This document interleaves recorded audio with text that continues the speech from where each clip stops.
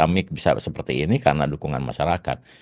Teh Suwanti harus pahami bahwa 2.437 yang sekarang sudah menjadi mitra Badan Gizi, Mhm. itu 100% kemitraan dan itu Iya. masyarakat. Mhm. Belum satu pun bangunan yang dibangun dengan dana APBN. Jadi kami rasanya sih sangat optimis. Oke. Saya sangat mengucapkan terima kasih kepada antusiasme dari masyarakat Mhm. dan itu yang membuat langkah kami menjadi sangat ringan. Stand by. On the record. Halo Sobat Antara, selamat datang kembali di podcast Antara On The Record bersama saya Suwanti. Sobat Antara, kita tahu ya dari sejumlah program baru di pemerintahan Presiden Prabowo Subianto, salah satu yang dapat sorotan publik banyak dan luas yaitu adalah makan bergizi gratis alias MBG gitu ya.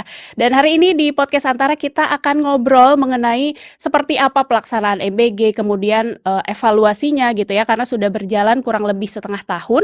Langsung saja dengan tamu kita kali ini ada Kepala Badan Gizi Nasional Bapak atau Prof. Dadan Hindayana. Apa kabarnya, Prof? Baik Teh Suwanti, terima kasih.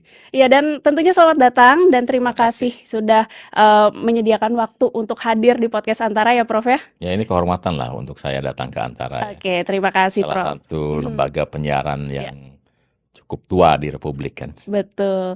Prof, kita bicara soal makan bergizi gratis Ya. nih ya, MBG, salah satu program barunya dari Presiden Prabowo Subianto gitu. Kemudian ini kan sudah berjalan berarti kurang lebih setengah tahun ya, Prof ya? Ya sekarang masuk ke tahun bulan akhir ke-7 ya, Betul. 7 ya, Juli akhir kan, kita mulai 6 Januari Iya. 2025. Oke, di setengah tahun ini mungkin kita akan ngobrol banyak mengenai silakan. evaluasi pelaksanaannya seperti apa. Tapi kita update dulu. Sampai saat ini angkanya angka penerima manfaat dari MBG sudah 7,50 7.558.000 penerima manfaat begitu ya. di seluruh provinsi di Indonesia. Oke, dan itu tidak hanya anak sekolah gitu ya, Prof ya? Ya, kita menyasar ibu hamil, ibu menyusui, anak balita, dan seluruh anak sekolah dari mulai PAUD sampai SMA dan juga santri dan sekolah keagamaan lainnya. Oke. Jadi cukup lengkap lah.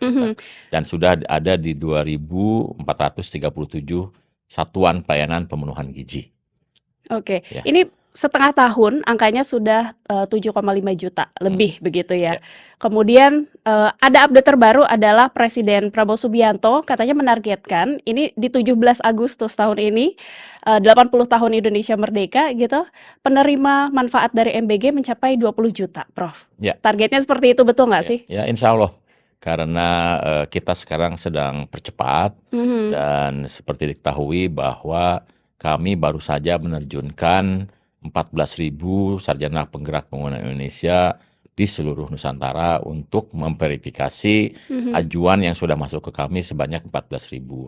Jadi kalau nggak usah tinggi-tinggi lah, 40% saja di 14.000 itu, kemudian lolos dalam waktu seminggu terakhir ini, itu kan akan berjumlah kurang lebih 6.000. 6.000 ditambah 2.000 itu sudah 8.000.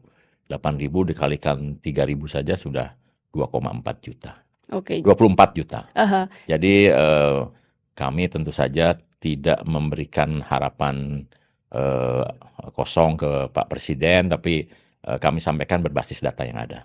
Oke, jadi berbasis data memang hal ini bisa dan memungkinkan untuk dicapai, insya Allah. Prof ya. Dalam waktu 10 hari saja, kami mungkin akan mendapatkan tambahan kurang lebih sekitar 2.400 SPPG dan itu mencakup kurang lebih 7 juta penerima manfaat. Jadi dalam 10 hari aja mungkin jangan heran kalau angka kita sudah di 14 juta. Oke. Ya, karena waktu kami memberikan laporan di Koperasi Desa Merah Putih, waktu peluncuran, itu baru 6,7. Seminggu kemudian sekarang sudah 7,55. Betul. Jadi dalam waktu seminggu kan, kita sudah bertambah kurang lebih 800-900 ribu penerima manfaat.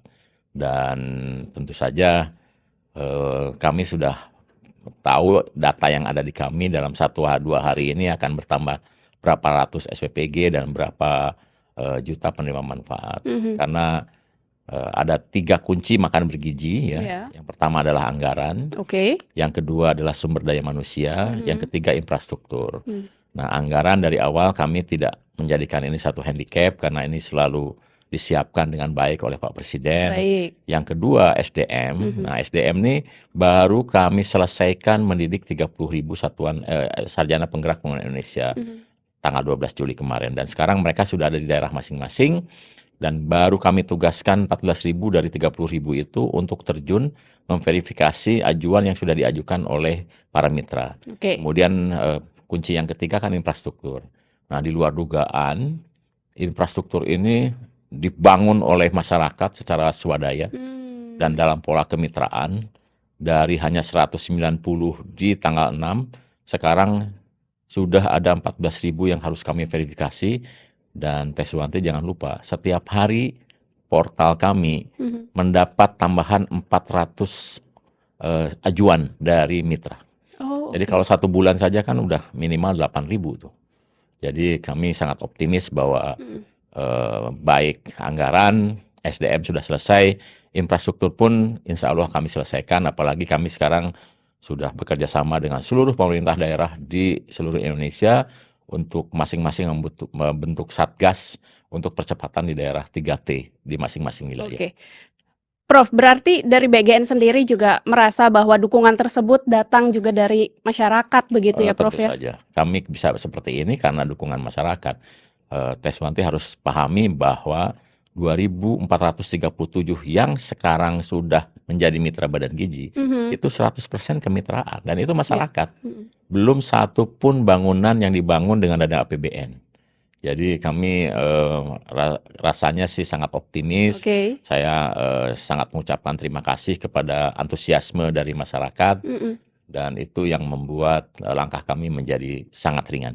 Keterjangkauan tadi seperti apa, Prof? Karena sempat disinggung ya mengenai pembangunan di wilayah 3T juga atau penyebaran makan bergizi gratis di Ya, wilayah sekarang 3T. ini kan kita sudah menyebar di 38 provinsi, di hampir 97% kabupaten, di 67% kecamatan. Jadi hampir sudah menyebar di seluruh Indonesia. Oke. Hanya ada 12 kabupaten yang belum, dan kami akan kejar dalam waktu dekat ini. Dan untuk wilayah 3T memang baru mulai bulan ini kami akan kejar targetnya dengan kerjasama dengan seluruh pemerintah daerah. Seluruh pemerintah daerah sudah mendapat edaran dari Kementerian Dalam Negeri untuk masing-masing membentuk satgas atau kelompok kerja dan bekerja sama dengan Badan Gizi, dan kemudian kami juga sudah sampaikan kepada mereka untuk infrastrukturnya bisa dibangun oleh pemerintah daerah atau swasta atau siapa saja di daerah-daerah 3T, dan mekanismenya berbeda dengan yang di daerah aglomerasi yang sekarang berlaku. Jadi kalau yang di daerah aglomerasi di mana penerima manfaatnya di atas 1.000, itu mereka harus daftar lewat portal mitra, mitra.bgn.co.id. Tapi untuk daerah 3T, mereka harus mendaftar ke Pokja masing-masing di kabupaten, kemudian Pokja kabupaten ini atau Satgas kabupaten ini kemudian bekerja sama dengan Badan Gizi untuk membangun infrastruktur di daerah-daerah tersebut. Mekanisme pembayaran pun beda. Kalau di daerah aglomerasi itu masuk di dalam insentif harian berbasis porsi, kalau di sana tidak. Jadi kalau infrastruktur dibangun, nanti kami akan sewa in advance. Seperti itu. Oke, jadi memang treatment yang diberikan juga menyesuaikan dengan challenge mungkin ya, Prof ya, dari daerah 3T tadi. Kemudian kalau kita bicara anak-anak sekolah misalnya sudah dibagikan MBG, terus ada riset yang menyebutkan atau dari BGN sendiri menyebutkan bahwa anak-anak yang sudah mendapat MBG ini ternyata ini meningkatkan konsentrasinya gitu, Prof ya. Ini bisa dijelasin nggak ke Sobat Antara gitu, riset yang dilakukan seperti apa, mungkin wilayahnya seperti apa gitu ya, sampai mendapatkan hasil yang demikian? Ya, gini, untuk Badan Gizi yang paling nyata yang bisa dilihat dari kehadiran makan bergizi pada anak sekolah adalah tingkat kehadiran. Karena itu yang paling gampang. Jadi tingkat kehadiran anak sekolah itu rata-rata hanya 70%, paling tinggi 80%. Sekarang itu sebelum ada MBG. Nah, sekarang itu rata-rata di atas 95%. Bahkan ada cerita dari Papua ya, seorang nenek yang sering kesulitan membangunkan cucunya untuk pergi ke sekolah. sekarang itu cucunya yang bangunkan neneknya Oh, untuk saking semangatnya itu, saking Prof. semangatnya untuk makan bergizi. Di NTT sana karena Mhm. jalan jauh ke sekolah, kadang-kadang males ya, sekarang itu mereka bersemangat karena, untuk belajar mereka tidak harus lagi menahan lapar. Mmm. Nah, kemudian untuk terkait dengan, pengaruh MBG terhadap kualitas berpikir dan Iya. sebagainya, Mhm. mungkin masih butuh waktu untuk Oke. menilai, tapi kalau ada yang mau melakukan riset intensif bisa dilakukan di Warung Kiara, karena di sana sudah 1,5 tahun. Warung Kiara daerah mana, Di Prof? Sukabumi, ya Sukabumi. di sana sudah terlihatlah guru-guru sudah banyak menyampaikan konsentrasi Mhm. mereka, Mhm. semakin, baik, kemudian, cara belajar, semangat belajarnya juga berbeda, kemudian ketika dia beraktivitas, berolahraga juga mereka lebih lincah, lebih kuat, tetapi lebih detail mungkin nanti, harus ada lembaga riset, Iya. independen yang Mhm. melihat itu dalam angka kualitatif Iya dan iya. kuantitatif yang cukup ya. Tapi nanti kami serahkan ke lembaga independen lah, supaya tidak mengklaim diri sendiri kan. Betul. Tujuan untuk jangka panjangnya, seperti disebutkan di awal begitu ya ketika program ini akan dilaksanakan adalah juga untuk penurunan prevalensi stunting kan, Mhm, Prof, ya. mhm. Itu bisa dilihat akan berapa lama lagi sih sebetulnya? Kalau stunting tidak akan lama Hmm. ya, ketika, penerima manfaat kita treatment ya, itu, dalam waktu 6 bulan sudah akan terlihat. Oh, oke. Bahkan sebetulnya ada kajian yang sudah dilakukan di daerah Sukabumi tersebut Mhm. ya, ada peningkatan berat badan, kemudian peningkatan kualitas, nutrisi tubuh, berkurangnya, sakit dari anak-anak dan ibu hamil. Iya. Tapi nanti saya serahkan kepada lembaga lembaga independen untuk Mhm. melakukan, hasil kajian Iya. itu dari pengaruh makan bergizi. Yang jelas kami memang, mentargetkan, utamanya nanti di ibu hamil, ibu menyusui anak balita karena, Iya. pencegahan stunting harus dilakukan pada 1.000 hari pertama kehidupan. Mhm. Nah, untuk anak sekolah tujuannya tidak hanya untuk meningkatkan, eee, kualitas hidup, tapi juga untuk meningkatkan optimalisasi pertumbuhan tubuh dari mereka. Oke. Ya. Berarti tidak heran, Prof, kalau, Badan PBB begitu, UNICEF ya, ini kan memberikan dukungan dan juga apresiasi terhadap pelaksanaan MBG di Indonesia begitu. Mhm. Walaupun ini kan adalah satu program baru juga ya, sangat baru malah kalau kita, bisa bicara begitu ya. Terkait dukungan ini gimana BGN, menanggapinya? Apakah memang ini jadi tolak ukur nih, Ya, satu tentu saja keberhasilan kami gitu? apresiasi.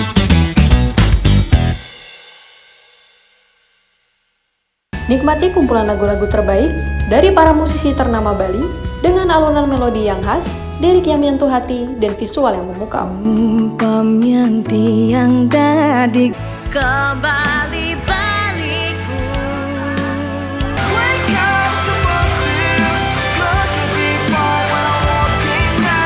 Saksikan update Gita-Gita Senin sampai Jumat pukul 11:30 WITA hanya di Jawa Pos TV Bali. Menyajikan berita seputar Nusantara dari politik, kriminal, hingga budaya.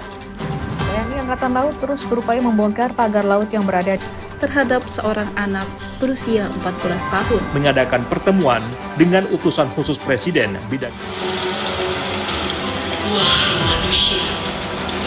Saksikan Beranda Nusantara Senin sampai Sabtu pukul 11 WITA hanya di Jawa Pos TV Bali.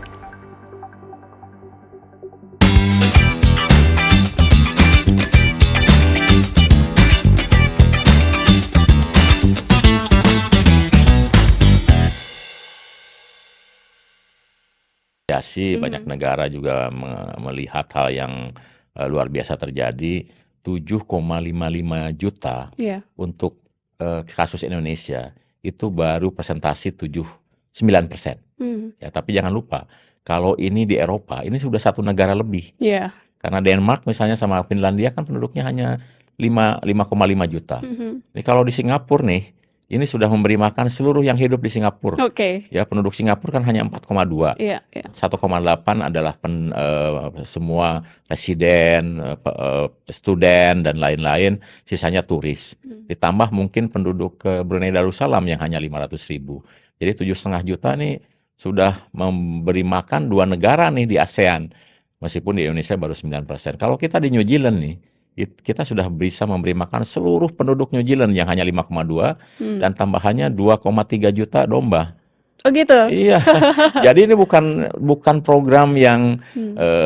biasa-biasa. Jadi Hmm. bagi negara-negara Eropa ya, ini mengherankan kenapa? Karena satu negara di mereka Mhm. itu sudah bisa diberi makan dengan program kita. Di kita baru 9%.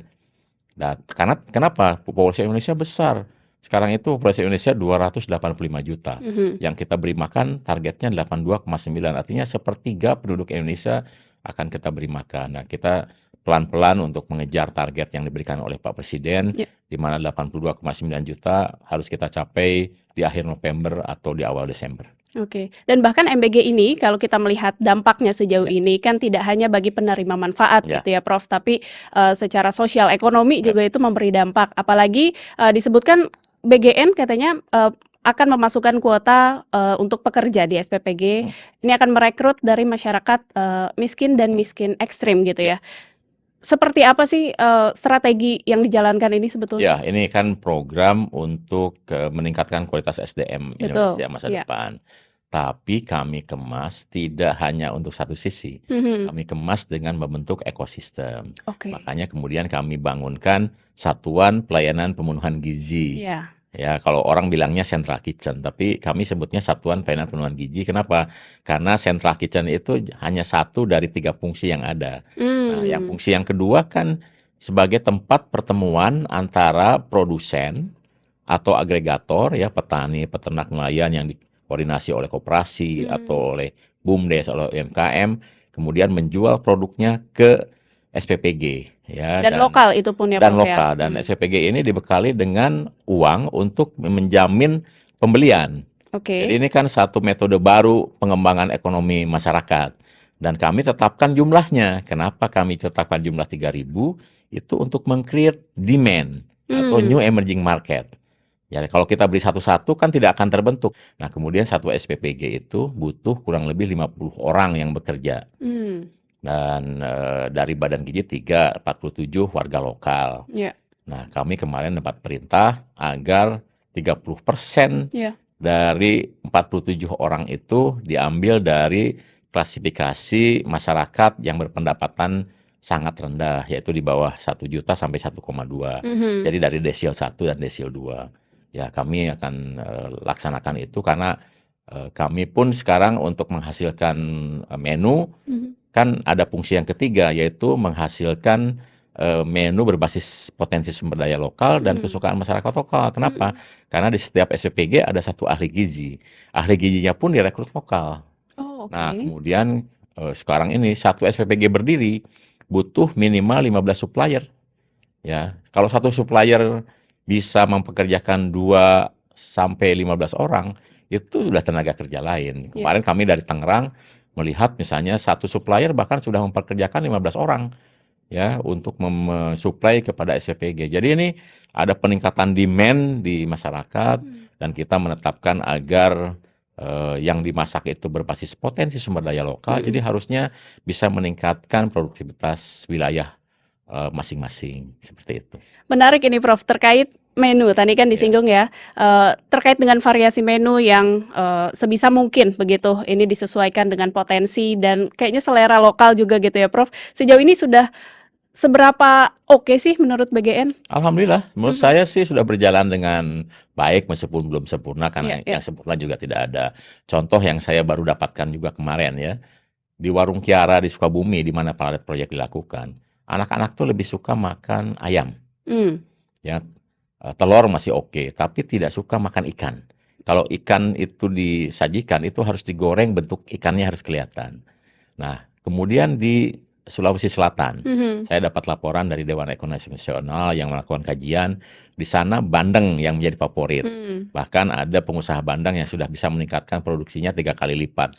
Karena ada permintaan tetap dari SPPG. Bahkan bandengnya tidak lagi gelondongan tapi dipotong sesuai dengan porsi untuk anak-anak. Nah, kemarin kami dari Tangerang, ini menarik lagi. Ternyata anak-anak di Tangerang itu favoritnya lele. Oh, iya, gitu. baik. Jadi permintaan menunya lebih banyak lele. Dan itu sejalan dengan programnya Wali Kota Tangerang Selatan, di mana meminta kepada masyarakatnya untuk memelihara lele di setiap rumah. Jadi Kalau ada yang dilayani kemarin itu 3.500, maka setiap kali masak butuh 3.500 lele. Kalau 2 kali masak kan butuh Iya. 7.000 lele itu. Dan 7.000 itu artinya sudah ada nih market tetapnya yang bisa dibeli oleh SPPG, dan yang memproduksi sudah ada jaminan pembelian. Jadi alhamdulillah target kami bahwa kami tidak menetapkan standar menu nasional, makanya kemudian ahli gizi kita simpan di setiap SPPG. Karena untuk mengolah Menyesuaikan makanan tadi gitu ya. berbasis potensi sumber daya lokal dan kesukaan masyarakat lokal. Jadi jangankan antar provinsi, antar kabupaten, antar kecamatan, mungkin antar SPPG saja yang berdekatan bisa beda menunya. Karena tergantung dari target penerima manfaat sukanya apa. Mereka akan bilang, saya lebih suka makan ini, saya lebih suka makan ini. Nah, supaya makanan kita habis ya dan bermanfaat untuk perkembangan tubuh, pertumbuhan tubuh, maka kita akan sesuaikan menu itu sesuai dengan kesukaan pada umumnya. Prof, ini juga bicara menu mungkin ya.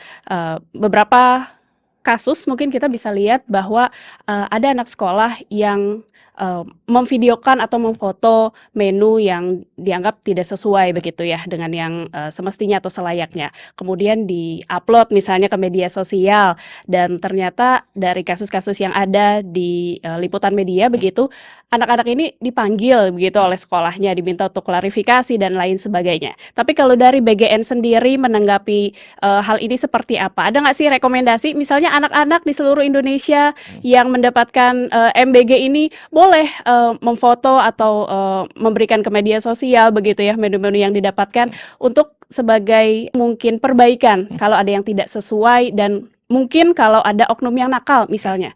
Dari BGN seperti apa? Ya gini, kalau kebijakan kami tentu saja ya, setiap orang boleh mengupload. Bahkan satu yang kami wajibkan itu setiap SPPG harus membuat media sosial sendiri. Jadi kalau Suwanti bisa cek sekarang itu SPPG gitu, kata kuncinya itu akan muncul ribuan SPPG. Dan kewajiban mereka setiap hari adalah memunculkan menu yang dimasak hari itu. Nah, kemudian anak sekolah tentu saja juga welcome untuk memvideokan, memfotokan, mengupload untuk bagian dari kontrol masyarakat. Nah, yang kami biasanya cermati adalah uploading atau konten-konten yang tidak sesuai. Misalnya di Muntilan, ini jadi berita menarik juga kan. Ada menu lele dari 3.418 menu yang dibagikan ke sekolah, ada satu anak yang mengupload lele dengan yang ada belatung hidupnya. Nah, kemudian tentu saja kami cek kan. Yang pertama, lele itu adalah lele goreng. Ketika dimasak 10 menit, hampir mustahil akan ada yang hidup di lele itu. Itu yang pertama. Yang kedua, kemudian kita cermati videonya. Lele yang kita bagikan, seluruh kepalanya dipotong. Tidak ada kepalanya. Makanya selalu ada patokan menu hari itu. Nah, video yang diviralkan, itu ada kepalanya. Jadi kami sedang cek, ini lelenya berasal dari mana. Ketika kami minta buktinya, dikatakan sudah dibuang. Tapi itulah kemudian kita kerjasama dengan sekolah, agar kemudian bisa memberikan edukasi kepada anak, kalau mau mengupload hal yang sebenarnya, bukan hal yang tidak sesuai dengan kenyataan. Seperti itu. Nah, kalau kami sih senang sekali kalau setiap anak mengupload menu hari itu, karena kami bisa melihat hal yang terjadi di lapangan. Karena ini kan di seluruh Indonesia. Betul, ada pemantauannya lebih mudah malah ya, jadi Prof, publik bisa melihat apakah itu memang sama dengan patokan kami atau tidak. Jadi kami senang kalau justru anak-anak itu mengupload.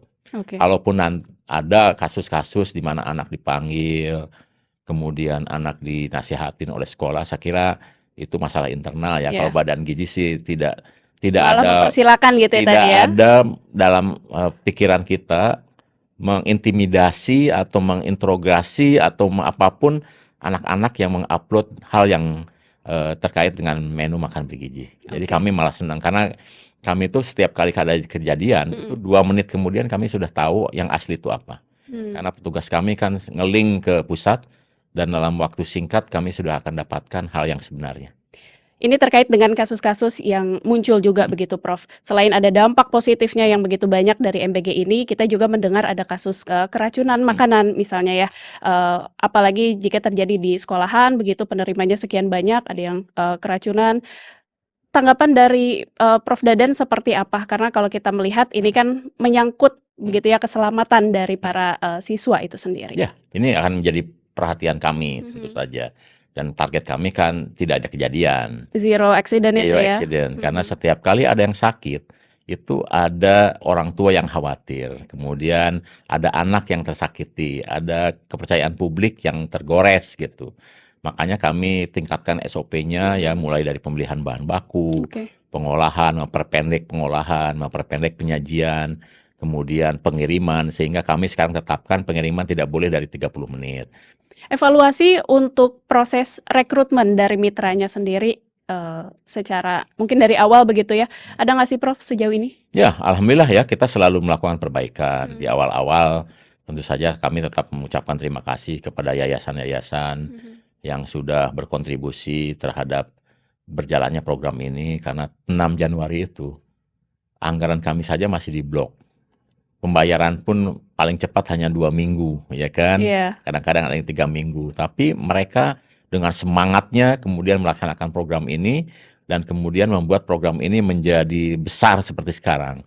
Nah, kemudian kami melihat ada beberapa hal terjadi di lapangan, ya, permainan dan lain-lain. Kami evaluasi terus dan sekarang itu yang kami utamakan adalah pemilik fasilitas.